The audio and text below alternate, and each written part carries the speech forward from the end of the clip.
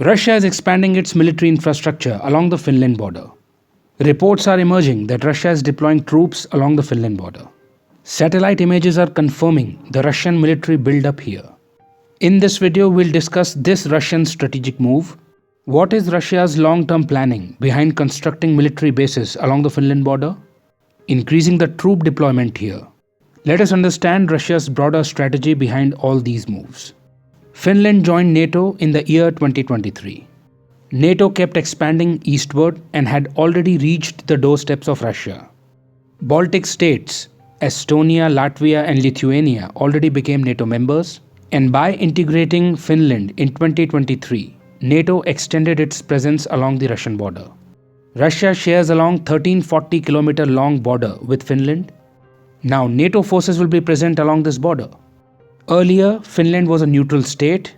It used to act as a buffer state, but then it became a NATO member.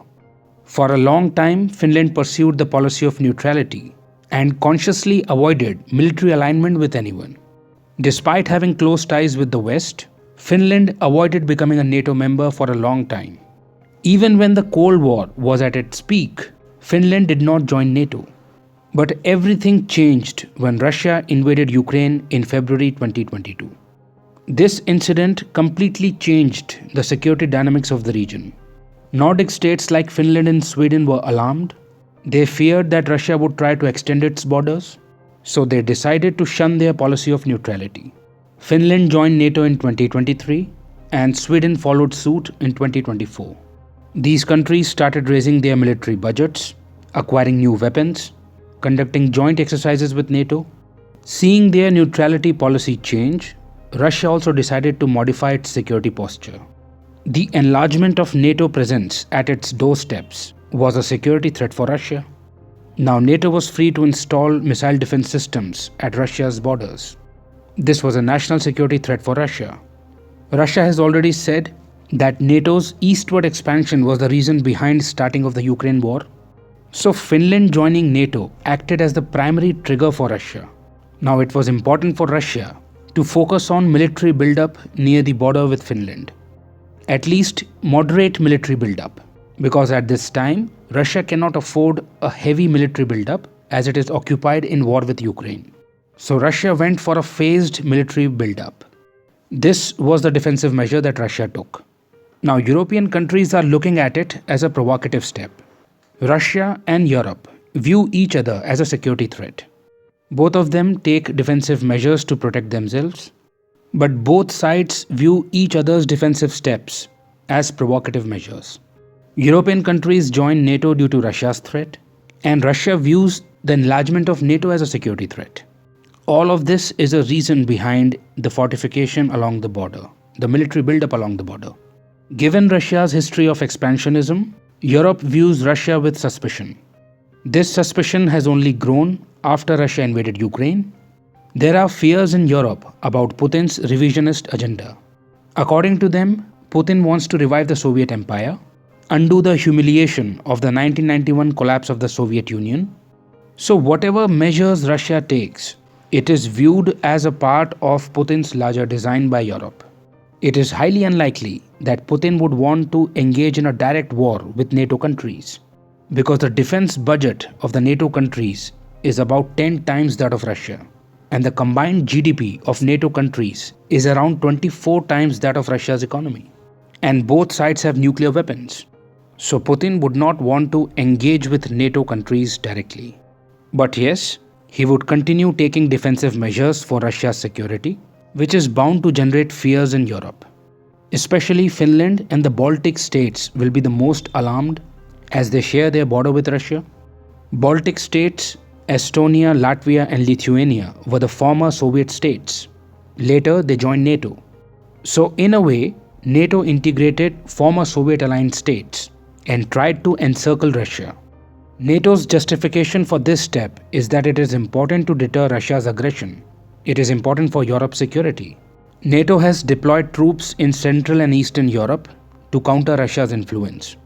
NATO countries are increasing their defense budgets. Armament is increasing in the region. All of this is creating war-like situation in the region.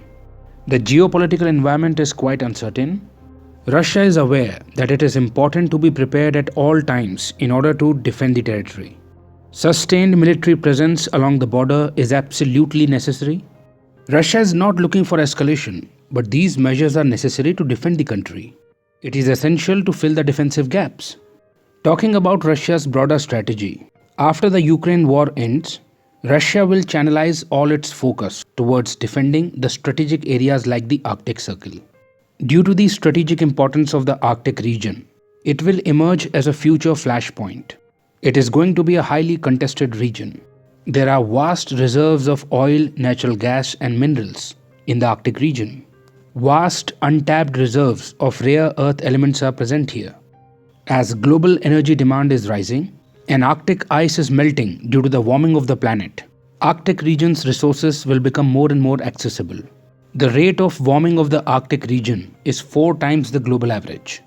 This heat will result in the melting of ice. This will open up Arctic shipping routes. That raises the importance of the Northern Sea route.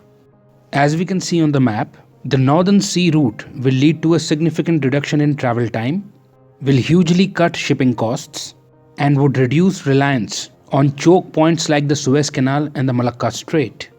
After being fully operational, this route is going to be highly beneficial. Major powers today want to control the Arctic resources because that would be great for energy security and economy. That is why the Arctic is going to be a theater of great power competition. Now you would understand why Trump wants Greenland. Why is China pushing the Polar Silk Road? And what is the importance of Northern Sea route for Russia? This is also the reason behind NATO increasing its Arctic presence. Integration of Sweden and Finland is part of NATO's Arctic buildup to encircle Russia's northern flank. Arctic region's importance has grown after the Ukraine invasion, because before the invasion, Europe was dependent for its energy needs on Russia. But after the invasion, European countries actively started diversifying their energy sources. That is why Arctic region has become strategically very important. Russia is already investing heavily in Arctic extraction. Russia controls more than half of the Arctic coastline. Russia has invested heavily on icebreakers. Icebreakers are specialized ships that are designed to navigate in ice-filled waters. They break the ice and create pathways for other vessels. So all these investments, military buildup, troop deployment is part of Russia's broader strategy.